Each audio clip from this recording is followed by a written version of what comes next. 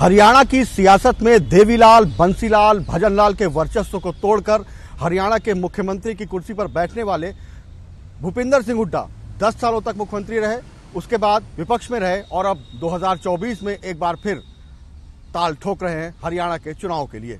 हुड्डा साहब, बहुत बहुत स्वागत है आपका टीवी 9 से बातचीत करने के लिए।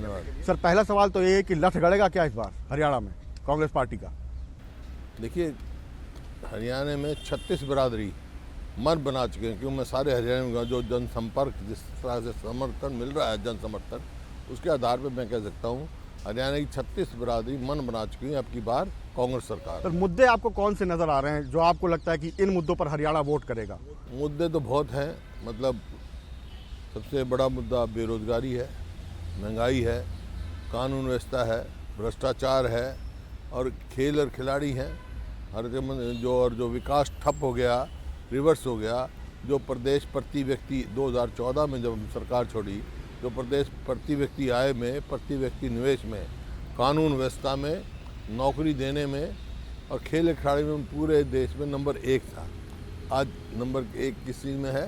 बेरोजगारी में, महंगाई में, अपराध बहुत तेज़ी से बढ़ रहा है और खेल और खिलाड़ियों को देख रहे हैं, हमारी पहलवान बेटियों को अब तक न्याय नहीं मिला।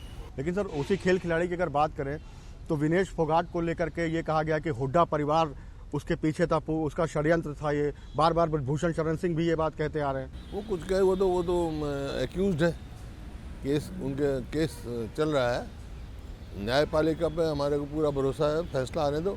लेकिन जहाँ तक सवाल है विनेश फोगाट का, वो बिल्कुल जो है गोल्ड मेडल वो था उनका मिलने वाला, सिल्वर मेडल तो मिल ही गया था, गोल्ड मेडल रह गया। वो उससे हताश थी, तो हमने उस समय ये कहा था, भाई मेरे पास एमएलए नहीं है, नहीं तो मैं इनको राज्यसभा भेज देता, क्योंकि एक ताकि दूसरे खिलाड़ियों को भी प्रेरणा मिल सके कि भाई हमारी प्रदेश की जो जिन देश में शान किए है, नाम कमाया है, उनको देखने वाले भी हैं, उनके पीछे हम खड़े।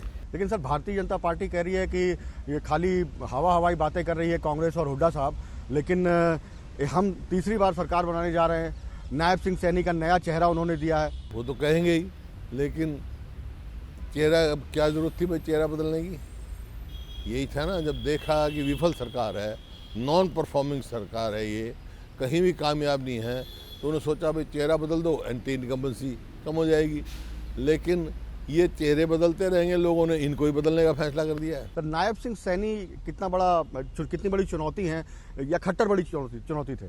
नहीं, व्यक्तिगत बात नहीं करता, मैंने कहा ये चेहरे बदलते रहेंगे और लोगों ने फैसला कर दिया इनको बदलना है। सर, जो वहाँ पर हरियाणा की सियासत में अगर देखें तो एक तरफ कांग्रेस है, एक तरफ बीजेपी की सरकार है, इसके अलावा वहाँ 2 गठबंधन हैं, इनेलो का है, बीएसपी का है, गोपाल कांडा की पार्टी का है और एक चंद्रशेखर आज़ाद की पार्टी का और जेजेपी का है, और अब आम आदमी पार्टी भी वहाँ जा रही है। तो ऐसा तो नहीं कि कांग्रेस का वोट या बीजेपी विरोध का वोट बढ़ जाए और नुकसान हो कांग्रेस को? देखिए, हरियाणा का वोटर बहुत जागरूक है, आपने देख लिया होगा लोकसभा में। लोकसभा में भी तो ये थे ना सारे, कितनी वोट मिली उनको? 1% भी वोट किसी को नहीं मिली। मुकाबला हरियाणा में सीधा कांग्रेस और भारतीय जनता पार्टी का है, लोग वोट काटों को वोट देने वाले नहीं हैं। केजरीवाल जो बड़ी इमेज लेके जा रहे हैं कि इस्तीफा उन्होंने दे दिया और हरियाणा के वो रहने वाले हैं, तो वो क्या कुछ नुकसान देंगे? हरियाणा के रहने वाले इसमें क्या दो राय हैं? लेकिन इस्तीफा तो दिल्ली की मुख्यमंत्री पद से दिया है। सर, आखिर कहाँ बात अटक गई जो केजरीवाल से समझौता नहीं हो पाया, जबकि राहुल गांधी ने खुद कहा था कि आप लोग संभावनाएं तलाशिए। हमने प्रयास किया, उनकी तरफ से कोई ना कोई ऐसी बात रह गई जो हो जाता। क्या कलायत सीट को लेकर है? नहीं, सीट वीट की एक ही बात नहीं, जो बात यह है कि कई दफ़ा जब बात चलती है नहीं विफल हो जाती है बात। सर, एक और बात कही जा रही है, राष्ट्रीय स्तर पे गठबंधन है, प्रांतीय स्तर पे कभी भी गठबंधन नहीं हुआ। अभी थोड़े दिन पहले तो बाई इलेक्शन हुआ था आदमपुर का, वहाँ पर ये लड़े थे, वहीं उसी इलाके के तो रहने वाले हैं केजरीवाल जी, इन्होंने लड़ाया। उस टाइम गठबंधन की बात होती तो उस समय बात करते, मतलब राष्ट्रीय स्तर पे ना प्रांतीय स्तर पे कोई गठबंधन नहीं हुआ। हरियाणा में परिवारवाद की बात की जाती है, एक तरफ किरण चौधरी कांग्रेस से जाती है, उनको राज्यसभा मिल जाती है, उनकी बेटी को टिकट मिलती है। यहाँ भी आपकी तरफ बात करें तो जेपी के बेटे को मिलती है, सुरजेवाला के बेटे को मिलती है। तो हरियाणा में परिवारवाद सबको स्वीकार है। तो इंद्रजीत की बेटी को भी मिलती है, तो मिलती। देखिए, सवाल है, आप कोई मानो आप मेरे परिवार की बात करोगे, मेरे तो अपने परिवार का गर्व है। मेरे दादा स्वतंत्रता सेनानी थे, शहीद भगत सिंह के चाचा के साथ उनको इकट्ठी सजा का ऑर्डर हुआ। सरदार अजीत सिंह हमारे घर रहे। मेरे पिताजी स्वतंत्रता सेनानी रहे, उनके संविधान के सदस्य रहे, 7 विभिन्न सदनों के सदस्य रहे, 8 जेल में रहे। मेरे को मौका मिला, मैंने पूरा सेवा की। आज तक कोई वो नहीं है। लोग जिसको चाहते हैं उसको बनाते हैं। दीपेंद्र है, हाईएस्ट मार्जिन से जीतता रहा यहाँ। तो ये है जो परिवार, कोई परिवार का कोई भी सदस्य हो उसको थोपा नहीं जा सकता। लोगों की जो अगर सेवा करते हो, लोगों को मन भाता है, लोग लोकतंत्र में है। अब आप जर्नलिस्ट हो, आपका बेटा जर्नलिस्ट बनेगा तो क्या होगा भाई, तो उसमें काबिलियत होगी तो बनेगा ना, जबरदस्ती तो नहीं बना सकते। प्रधानमंत्री को बार बार यही सवाल उठाते हैं, कांग्रेस को निशाने पर रखते हैं। वो तो उनसे पूछो। सर एक और सवाल है कि जो सर्वे बता रहे हैं कि कांग्रेस पार्टी आगे है, एज है कांग्रेस पार्टी को, ऐसा तमाम सर्वे में आया है। लेकिन एक बड़ी बात, कुमारी शैलजा से हमने बात की तो उन्होंने कहा कि मैं भी दलित हूं और मैं भी मुख्यमंत्री बनना चाहती हूं और मैं क्यों नहीं बन सकती हूं। तो क्या आपको लगता है कि वो भी उम्मीदवार हैं? ठीक बात है, उम्मीदवार सबको राजनीति में है, सबकी इच्छा होनी चाहिए। नहीं तो आदमी सब प्रगति करने की सकता है, क्यों नहीं बन सकती। तो पार्टी की पद्धति है, विधायक बनेंगे, ऑब्जर्वर आएंगे, वो विधायकों से पूछेंगे, उनका मत जानेंगे और फिर हाईकमांड फैसला कर देगी। जिसका भी फैसला कर देगी मेरे को मंजूर होगा, वो तो सबको हक है।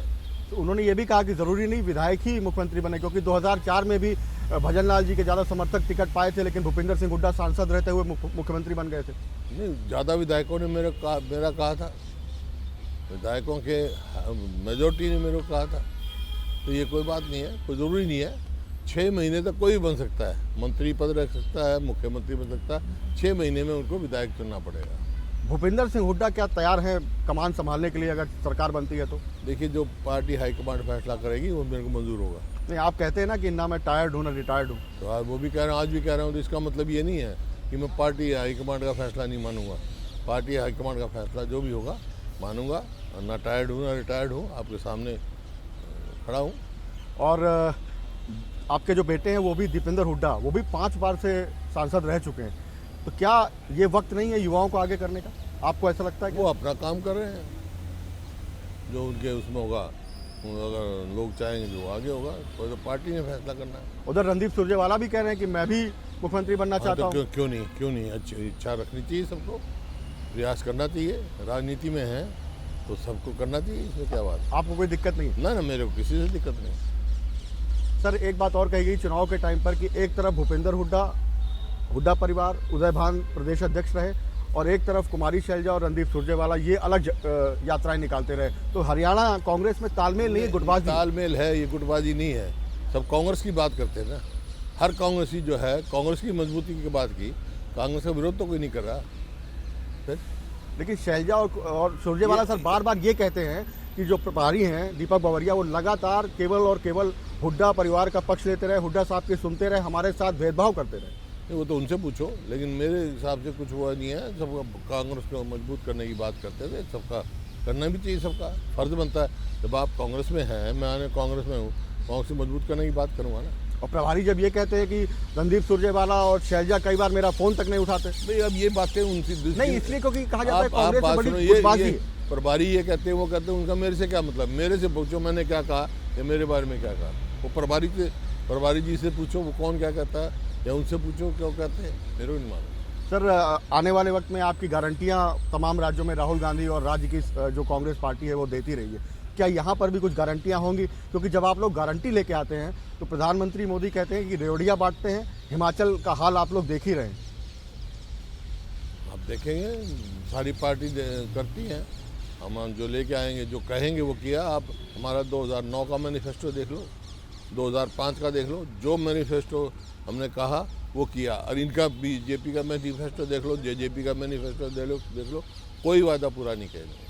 लेकिन सर आखिर क्या वजह रही कि नायब सिंह सैनी को लेकर के बीजेपी बहुत उत्साहित है? उनका कहना है कि खट्टर साहब ने बेहतर काम किया, 9.5 साल वो रहे, अब नए युवा चेहरे को हमने मौका दे दिया। भाई उनका तो काम है ये, वो तो कहेंगे, लेकिन असलियत रहेगी। चेहरे बदलने से जो है कभी वो नहीं होगा। वो चेहरे बदलते रहे, लोगों ने उनको बदलने का फैसला कर लिया है। मैं बता खट्टर चुका। साहब की क्या भूमिका? बार बार सवाल आप नहीं सर, खट्टर साहब एक की- सवाल की नहीं, रेपुटेशन। अगला सवाल सर, खट्टर साहब आपकी भूमिका क्या देखते हैं आप? क्योंकि 9.5 साल वो सीएम रहे, मंत्री हैं केंद्र में, उनकी भूमिका क्या रहेगी? भूमिका जो भी होगी उनके, लेकिन वो उनकी सरकार जो रही, सरकार 9 साल विफल सरकार रही, नॉन परफॉर्मिंग रही, कोई अचीवमेंट नहीं रही उनकी। कोई अचीवमेंट होती तो आज कहते हमारी ये अचीवमेंट है, एक अचीवमेंट बता दें। सर लेकिन अभय चौटाला एक आरोप लगाते हैं कि भूपेंद्र सिंह हुड्डा पर ईडी के केसेस हैं, इसलिए वो और बीजेपी कहीं ना कहीं अंदर खाने मिले हुए हैं। मैं एक स्वतंत्रता सेनानी का बेटा हूँ, इन चीज़ों से नहीं डरता हूँ। मेरे पिताजी 8 अलग अलग जेलों में रहे, ये क्या बात हुई?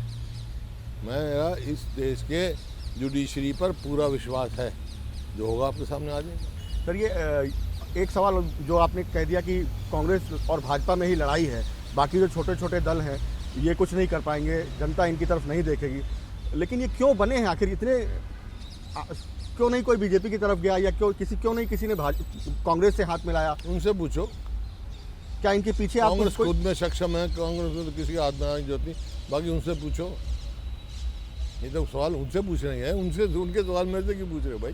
सर प्रधानमंत्री की तो रैली हो गई, क्या वहाँ पर राहुल गांधी, प्रियंका गांधी, खड़गे की भी हरियाणा में रैलियां देखने को मिलेंगी? होंगी।